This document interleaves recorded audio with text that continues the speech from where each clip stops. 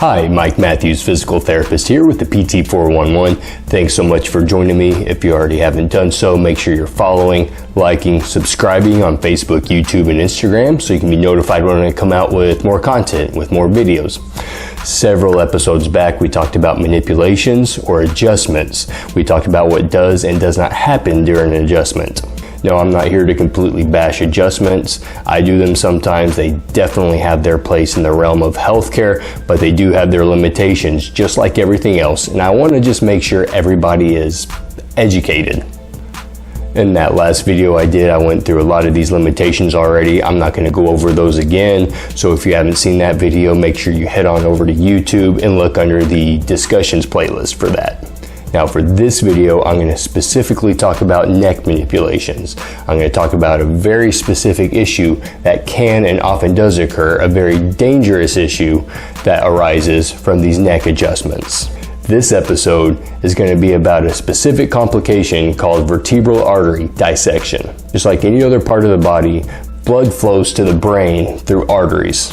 You have your carotid arteries that run off the front of the neck, and then you have your vertebral arteries that run next to your vertebrae, next to your spine. So as the name implies with this complication, the vertebral arteries, they dissect. The wall of the artery tears, and this can be caused by several different things. Blunt trauma like a car wreck or a direct blow to the neck, or a very high velocity thrust in one direction or the other. It can be straight lateral, it can be rotational, it can be back and forth, it can be a combination of several different things that can cause this dissection as well. And this can happen on its own, but it usually happens when we already have a pre-existing condition that we don't know that we have. Now when this dissection, this tearing happens, clotting forms to protect your body, to try to close off that wound, to close off the injury. Now when these clots form, they work their way up to the brain. Now as blood flows up towards the brain or out towards the extremities in any direction, our arteries get smaller, they turn into arterioles, our arterioles turn into capillaries. As they get smaller, the clot doesn't get smaller, so eventually it's going to get wedged in there and it's going to block blood flow. And that leads to strokes, that leads to brain injuries. The last thing I want to do with this video is just turn it into a scare tactic and turn people away from these manipulations, these adjustments. Again, I use them sometimes and I think they definitely have their place in healthcare. I just want people to be educated and to make an informed decision on participating in these adjustments. Now this problem isn't highly prevalent, it doesn't happen very often with these adjustments, but when it does happen, it is a major event, it does lead to strokes or even sudden death. And there are pre-screening tests out there. There's ways we can test this out to see if somebody is highly susceptible to this or not. As healthcare providers, we can place the neck in very specific different ways and test out to see if certain symptoms can occur. And before and during we're doing these tests, we're asking questions and we're looking for symptoms. We call them the 5 Ds and the 3 Ns. We're looking for dysarthria, dysphagia, drop attacks, diplopia, dizziness, nausea, nystagmus, and numbness to the extremities, which translates into trouble with talking, trouble with swallowing, sudden loss of consciousness or collapsing. We can also see double vision, dizziness, nausea, and nystagmus is a rapid uncontrolled eye movements, and numbness to the extremities. But there are also some limitations to this testing. There are a couple of issues with trying to test these out and pre-screen for these issues. We're trying to provoke these responses, so there's a risk that we're actually going to produce some of these effects, including the drop attack, including the sudden loss of consciousness with doing these. Then the other limitation with this screening and these tests is that it's specific, but it's not sensitive.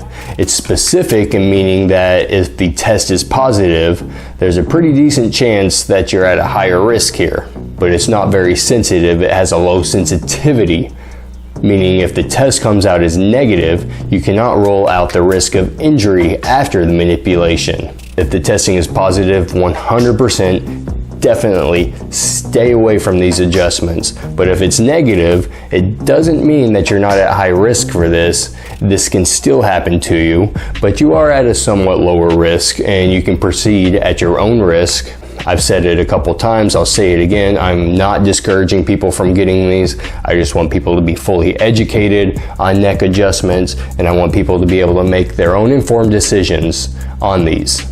Anytime I'm going to educate somebody on an inherent risk of a treatment, I also want to give people alternatives. Whether I'm treating the neck, the back, arms, or legs, I follow a very specific treatment philosophy. I want to find the minimum amount of force needed to mobilize a joint or stretch out a tissue. I don't want to go above and beyond, shoot too high, stretch too far, provide too much force, and risk re-injuring an injury. I start off with the least amount of force possible, and if that doesn't work, I step my way up slowly.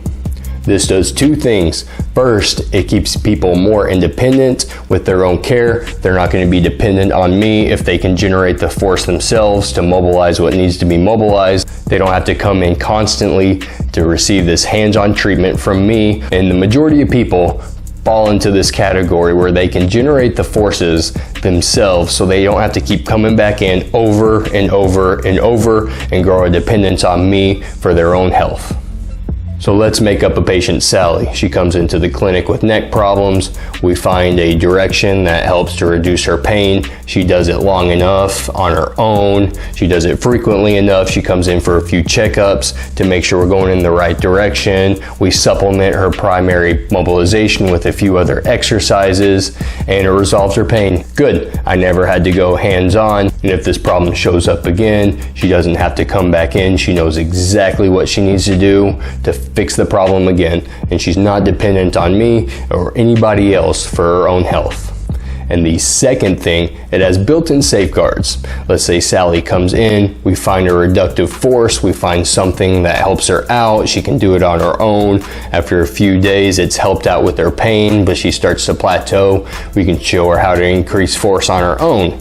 If that's not helping, I can go hands-on, and I'm just adding just a little bit of extra help that she can't provide on her own, a little bit of external help to get things moving along. During this slow increase in forces, we might find that minimum amount to help her out. We end up still avoiding the adjustment. Sometimes we keep going up the chain until we get to the point to where things are still plateauing. They're continuing to get better, but they keep plateauing, and we're generating as much force as we can without an adjustment. This is where the safeguards come in. We have repeatedly gone in this direction for a week, maybe two, of slowly increasing those forces, and it's not eliciting, it's not producing any of these bad symptoms that we look for, those 5 Ds and 3 Ns. She's done this movement repetitively on her own. I've done it adding external forces as well, and it's been done thousands of times, so now we know that this manipulation more than likely is very, very safe and nothing is going to happen to her because we've gone through this stepped process. My proposal is to find a clinician that doesn't want to go straight hands-on, that doesn't want to go straight into a manipulation, that doesn't want to get you dependent on their care, that wants you to be as independent as possible with your healthcare and not having to see them or any other practitioner for long periods of time at frequent rates. Exploring other options. If you see somebody on the first visit, they want to go hands-on and they want to immediately manipulate you, and they don't add any other treatments, and then they say something along the lines of, what's that common script? I need to see you twice a week for the next 6 months or once a month for the next 5 years, and just developing that business model dependence of patient care. Again, I just want people to be informed. I want to equip people with the tools to be able to make intelligent decisions on their own healthcare. Again, I'm Mike Matthews with the PT411. Make sure you're liking, subscribing, following Facebook, YouTube, and Instagram. The best place to go is to subscribe on YouTube. You get notified right away when I come out with new content when you do so. Thanks for joining me.